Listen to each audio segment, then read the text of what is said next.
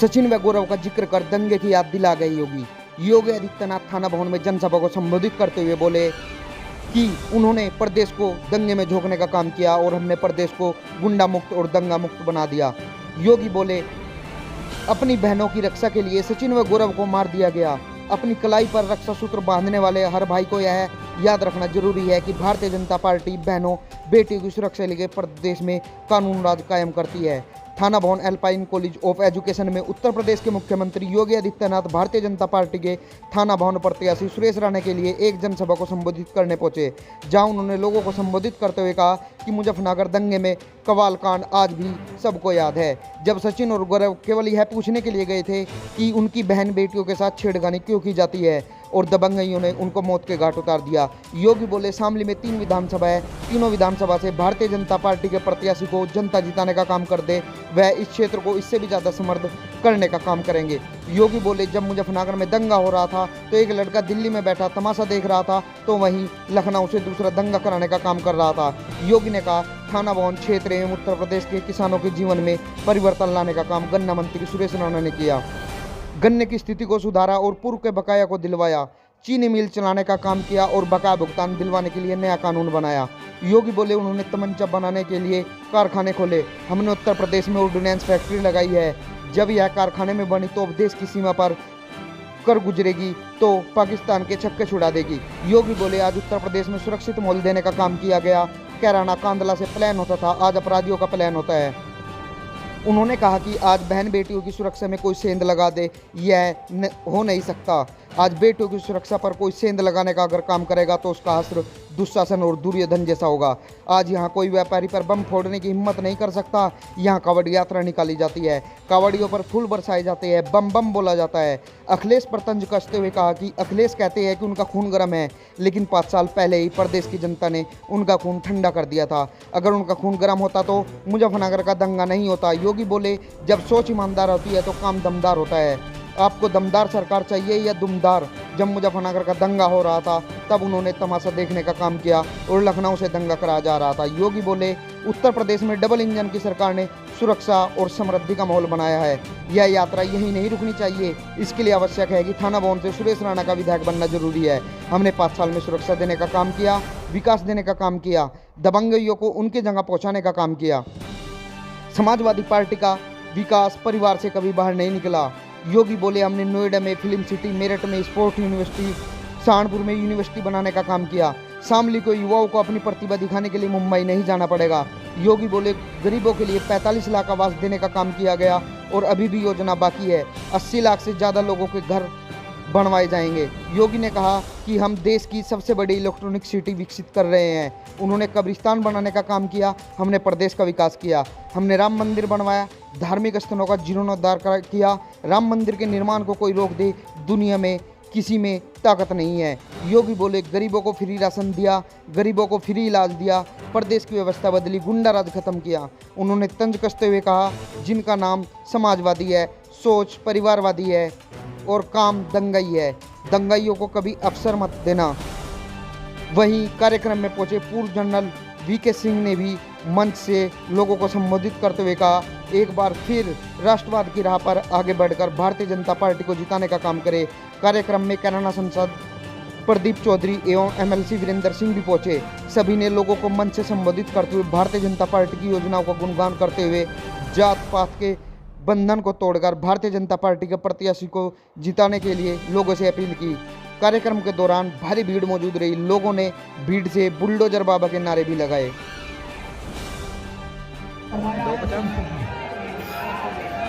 80 लाख गरीबों के लिए मकान की व्यवस्था है, उसमें 80 लाख गरीबों के लिए।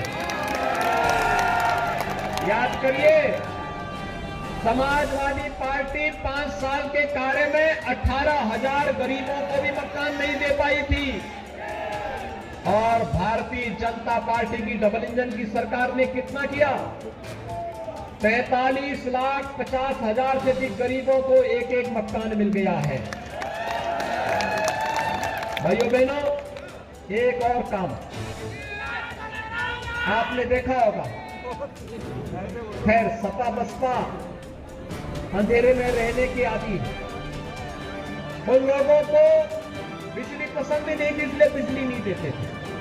चोरी की पहले बिजली मिलती थी क्या? सत्र के पहले बिजली मिलती थी, आज तो मिलती होगी ना। इसको 24 घंटे नहीं करना है ना, 24 घंटे मिल रही होगी। लेकिन भाइयों बहनों, उनका विकास सड़क पे भी नहीं दिखता था। उन्होंने अपने समय में विकास कराया अपनी सोच के अनुरूप। कौन सा विकास है? हमने विश्वविद्यालय दिया, सड़क दिया, अग्निशमन केंद्र दिए, एयरपोर्ट दिया, और शामली के नौजवानों के लिए फिल्म सिटी भी हम बना रहे हैं नजदीक में ही। फिल्म सिटी भी बन रही है। यहाँ का युवा मुंबई नहीं जाएगा, बल्कि शामली में रह करके ही अपनी कला का प्रदर्शन कर पाएगा। देश का सबसे बड़ा इलेक्ट्रॉनिक सिटी भी हम विकसित कर रहे हैं। जितने नौजवान हमारे डिप्लोमा कर रहे हैं, ITI कर रहे हैं या फिर डिग्री ले रहे हैं, 1 करोड़ नौजवानों को टैबलेट और स्मार्टफोन तो वितरित हो ही रहा है। उनके लिए इलेक्ट्रॉनिक सिटी में भी जॉब उनका इंतजार कर रहा है। डिफेंस कॉरिडोर उनका इंतजार कर रहा है। पिछली सरकारें तमचा बनाती थी, तमचे की फैक्ट्री इसलिए लग जाती थी, और हमारी सरकार डिफेंस कॉरिडोर बना रही है। जनरल साहब भी हमारे साथ आ जाए हैं। यहां पर बनी हुई तोपें जब पाकिस्तान की सीमा पर गरजेंगी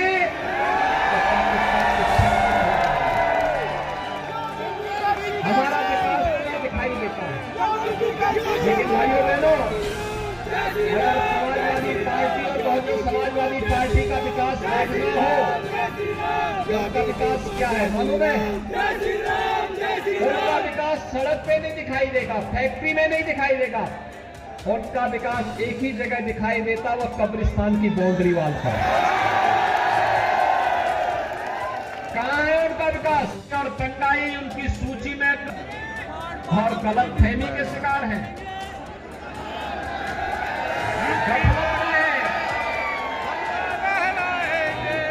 उनको ये लगता है कि टिकट देने से सब कुछ हो गया। टिकट देने से कुछ नहीं होगा। और मैं फिर उनको बोलने के लिए आ जाया हूं कि टिकट से कुछ नहीं होने वाला है। अपनी गर्मी शांत करके रखो, नहीं तो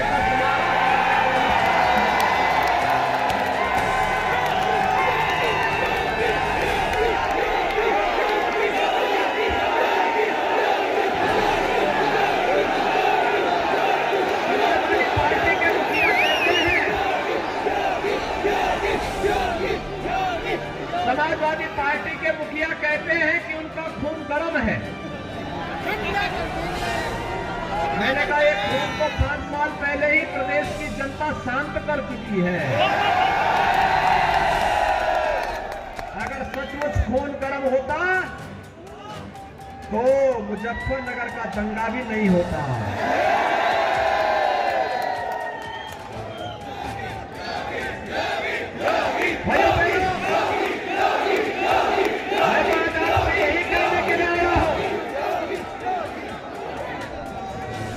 जब सोच ईमानदार होती है तो काम दमदार होता है। आपको दमदार सरकार चाहिए या दमदार सरकार चाहिए? तो भाजपा की सरकार तो दमदार सरकार थी, और दंगाइयों के सामने झुकने वाले लोग दुमदार थे, दुम दगा करके चुपचाप छुप गए थे। याद करिए जब मुजफ्फरनगर का दंगा हो रहा था, कैराना से पलायन हो रहा था, ये लोग लखनऊ से दंगा करवा रहे थे और दिल्ली वाला लड़का तमाशा देख रहा था।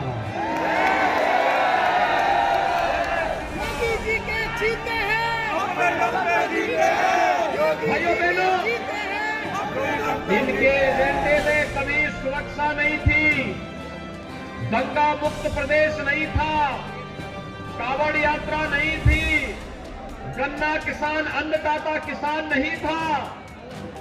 यहां पर विश्वविद्यालय खुले, अच्छी सड़कें बने, गरीबों को आवास की सुविधा मिले, गरीबों के इनके एजेंडे में था ही नहीं।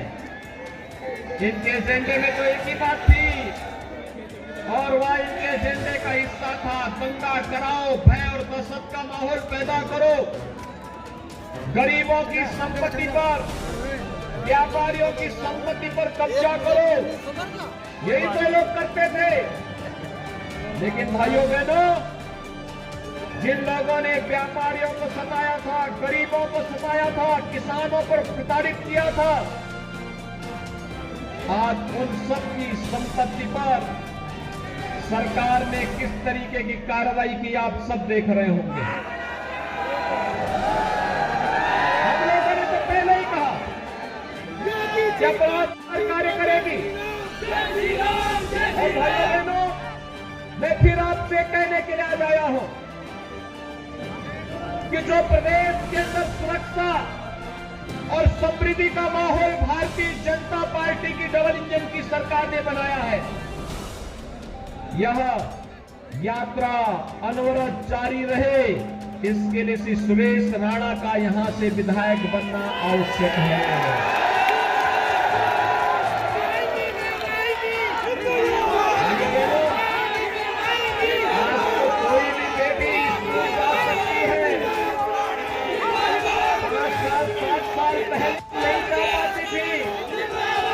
क्योंकि स्कूल जाने में भय था, दहशत का माहौल था, लेकिन इन 5 वर्षों में स्थितियां बदली।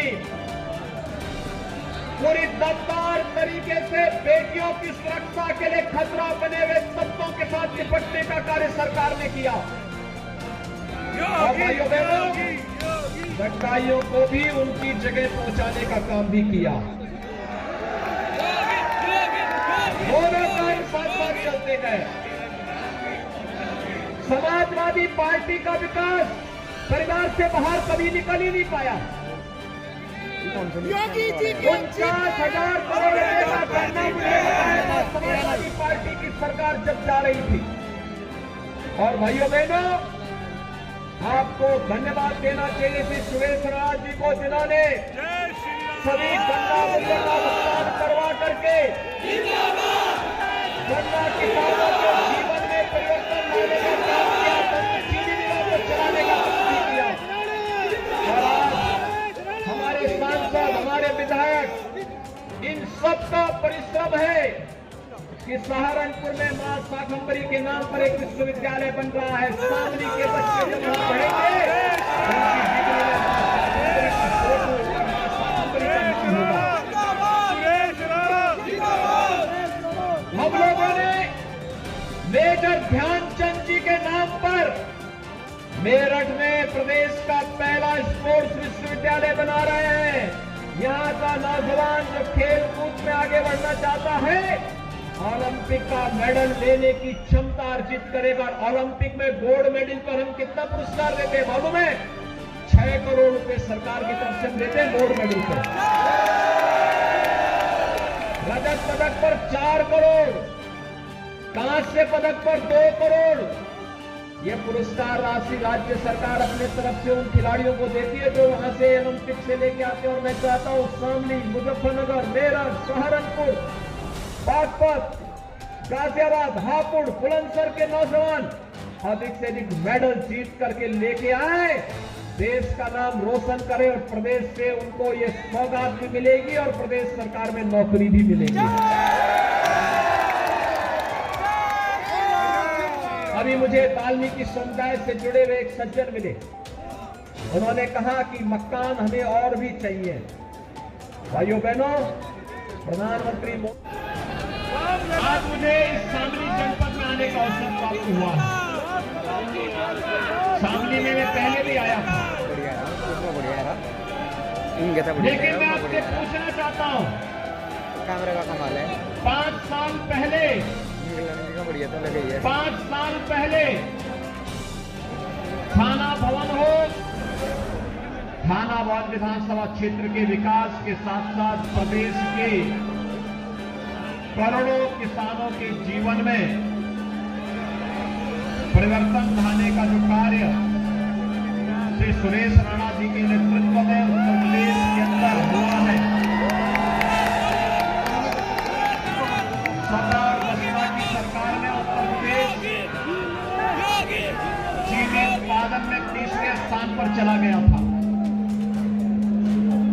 लेकिन भाइयों बहनों, पिछले 5 वर्ष के अंदर उन्होंने जो मेहनत की, बंद पड़ी चीनी मिलों को चलाने का कार्य किया,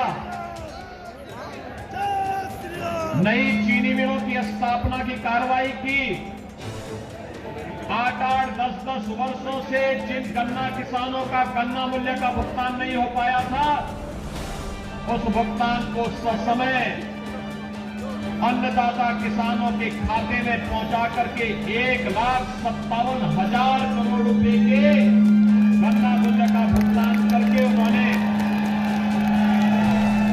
उत्तर प्रदेश को गन्ना मूल्य भुगतान में भी अग्रणी राज्यों की श्रेणी में खड़ा करके नंबर 1 स्थान दिलाया है। और इसका श्रेय जाता है थाना भवन क्षेत्र के मतदाताओं का, जिन लोगों ने उन्हें विधायक करके विधानसभा में भेजा था।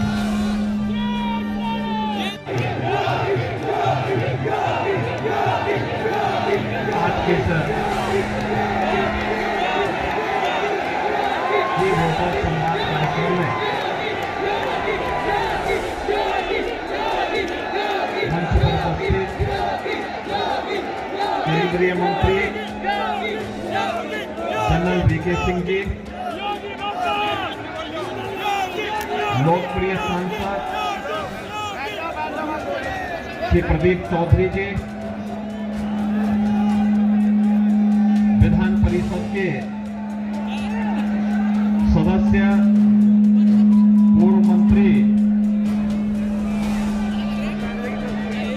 पूर्व मंत्री चौधरी वीरेंद्र सिंह जी,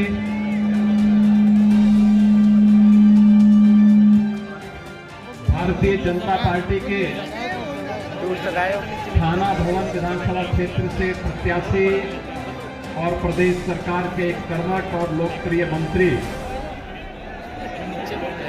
श्री सुरेश राणा जी, जिलाध्यक्ष सत्येंद्र तोमर जी, जिला प्रभारी अजय शर्मा जी, स्वामी रामदेव जी, प्रदेश कार्यकारिणी के सदस्य पवन तरार जी, विधानसभा संयोजक वीरेंद्र सिंह जी, विभिन्न खापों से जुड़े हुए उनके चौधरीगण श्री कुलदीप शर्मा जी, राम कुमार जी, समय पाल जी, ओमपाल कश्यप जी,